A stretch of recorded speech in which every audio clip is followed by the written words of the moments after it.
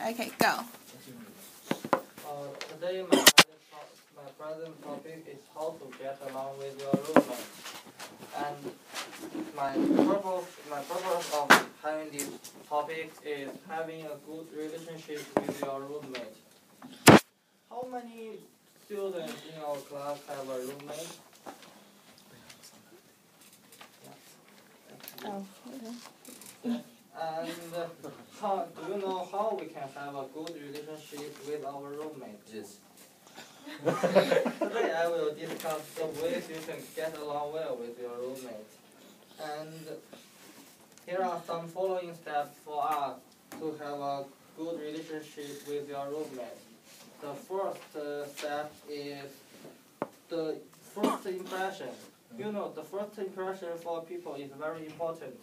Even you are still a little grumpy when you move in the new apartment, and try to be as amiable and positive as you can through the first few days. And then make eye contact with your new roommate and be polite and show an interest in getting to know him. And if he likes you at beginning, and he will be more likely to respect your needs and boundaries later on in your relationship. And the second step is the conversation. I think the conversation is the key to a successful roommate relationship. For example, I have 3 roommates, and one of them is a Chinese roommate and one is American roommate. My Chinese roommate named Eric, and my American roommate called Mike. And they always argue with each other because they have different culture. And Eric never want to talk with Mike because they lack of communication.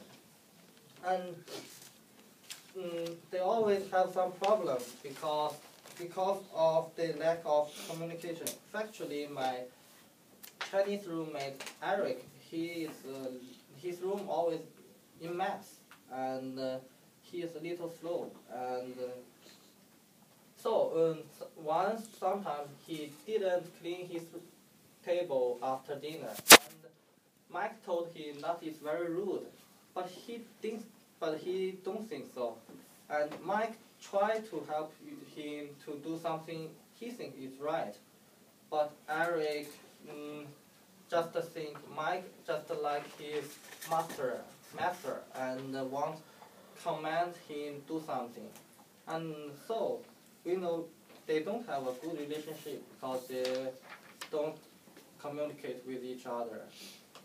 And second, invite them to a party and even ask them to the movies can help you develop your friendship. And this is also a good way to develop your relationship.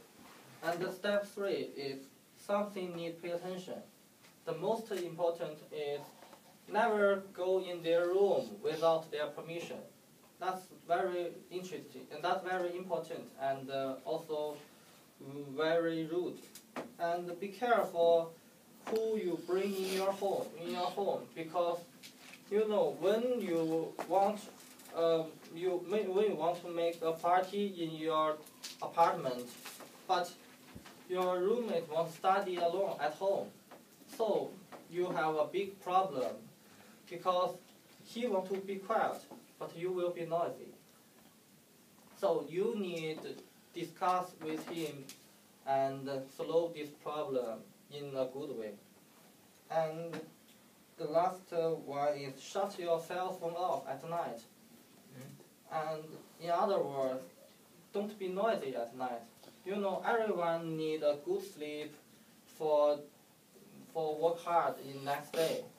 And we need sleeping well. And the last step is finding solution to a roommate conflict.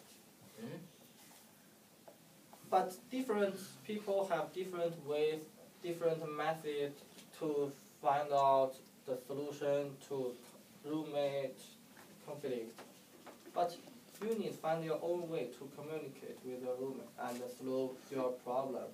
And in conclusion, positive energy is necessary, and having a roommate isn't a problem. It's an opportunity to learn about their culture and to make a new friend. So sometimes maybe different culture make you difficult to communicate with him at beginning, but have fun with the situation. You need to find out a good way to negotiate with him, and I hope that you can have a good relationship with a roommate. Thank you.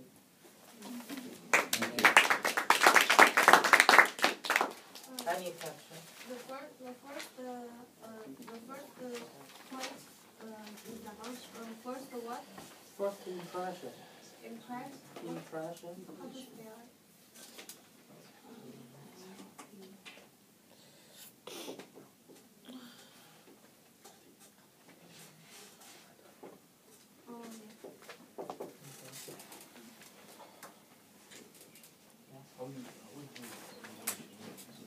Impression means what do you think about this person?